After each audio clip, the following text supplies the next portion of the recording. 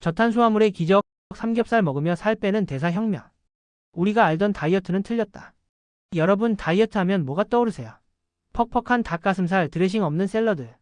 생각만 해도 배고프고 힘들죠? 그런데 여기 삼겹살에 버터를 얹어 먹고 아보카도를 마음껏 먹으면서도 살이 쏙쏙 빠진다는 마법 같은 식단이 있습니다. 바로 저탄수화물의 식단입니다. 지방을 먹는데 살이 빠진다고?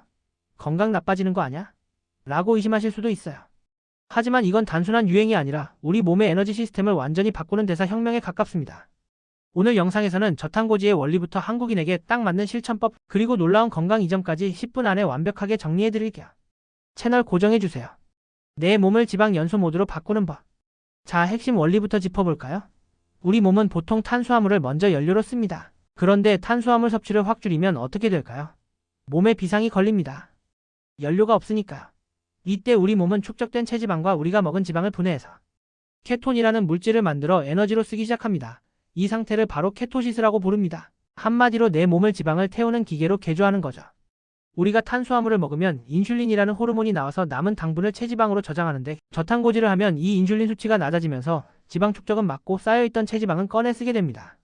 이게 바로 굶지 않고도 살이 빠지는 과학적인 이유입니다.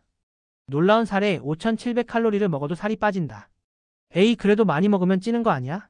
라고 생각하시죠? 영국의 샘 펠덤이라는 남자가 아주 흥미로운 실험을 했습니다. 그는 매일 무려 5,700칼로리를 먹었습니다. 일반 성인 권장량의 2배가 훨씬 넘죠? 먼저 지방 위주 지방 53%, 탄수화물 10%로 먹었을 때는 3주 뒤에 체중이 고작 1.3kg 늘었는데, 놀랍게도 복부 둘레는 오히려 3cm나 줄었습니다. 반대로 탄수화물 위주로 탄수화물 64%로 똑같은 5,700칼로리를 먹었더니 체중이 7.1kg로 폭등하고 허리 둘레가 9cm 넘게 늘어났죠. 칼로리보다 중요한 건 무엇을 먹느냐, 즉 영양소의 비율이라는 게 증명된 셈입니다. 한국의 음식 문화와 저탄고지, 우리는 금수저였다. 사실 한국은 저탄고지를 실천하기에 세계 최고의 환경을 가지고 있습니다. 우리는 밥심으로 사는 민족인데?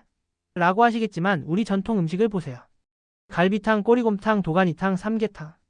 고기와 지방이 듬뿍 녹아난 진한 육수 요리가 정말 많죠? 심지어 서양에선 안 먹는 간, 심장, 곱창, 대창, 선지 같은 내장 부위까지 우린 즐겨 먹습니다. 이런 부위들은 영양소가 정말 풍부해서 저탄고지 식단의 영양 균형을 맞추기에 최고예요. 실제로 일본의 한 당뇨병 전문의는 자신의 병을 고치려고 매달 한국에 와서 곱창을 먹었을 정도라고 합니다. 우리가 최근에 요리에 설탕을 많이 넣으면서 병이 생긴 거지, 원래 우리 식문화는 저탄고지와 아주 잘 맞습니다. 건강상의 이점, 살만 빠지는 게 아니다. 저탄고지의 이점은 체중 감량만이 아닙니다. 첫째, 당뇨와 대사질환 개선입니다. 인슐린 저항성을 낮춰 혈당을 안정시키기 때문에 당뇨 완치 수준까지 호전된 사례가 정말 많습니다. 둘째, 심혈관 건강입니다. 중성지방은 낮추고 좋은 콜레스테롤 HDL 수치는 높여줍니다. 셋째, 염증 감소입니다. 체내 활성산소가 줄어들어 족저근막염이나 아토피, 건성 같은 피부질환 개선에도 탁월합니다. 심지어 지구력도 좋아집니다. 74세의 한 의사는 저탄고지로 체력을 길러 영국 해협을 고령의 나이에 수영으로 횡단하기도 했죠. 실전 가이드, 무엇을 먹고 무엇을 피해야 할까? 그럼 구체적으로 어떻게 먹어야 할까요? 핵심은 지방 70%, 단백질 20%, 탄수화물 10%의 황금 비율입니다. 마음껏 드세요. 삼겹살, 소고기, 연어, 계란, 버터, 아보카도, 올리브오일, 시금치 같은 잎채소. 절대 피하세요. 설탕, 밥, 빵, 면, 떡, 설탕 등 가공식품, 당도 높은 과일. 장 보러 가실 때 꼭 영양 성분표를 확인하세요.